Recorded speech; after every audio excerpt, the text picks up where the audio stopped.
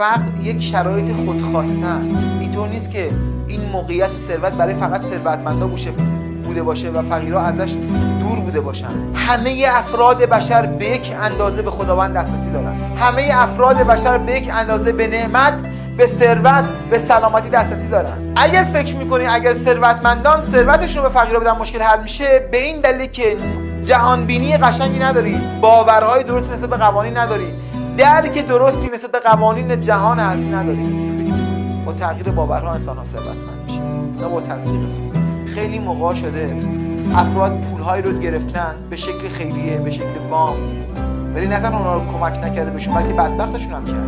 اما اگر باور درست باشه در مداری قرار میگیرن که ثروت سراغشون میاد. محدودیتی در ثروت نیست در جهان. ثروت بیش از نیاز همه وجود داره.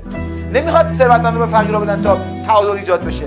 ثروت بی نهایت وجود داره. هر کسی در مدارش قرار بگیره و یرزقه من حیث لا یحتسب و من یتوکل علی الله فهو حسبه ان الله بالغ امره قد جعل الله لكل شیء قدرا.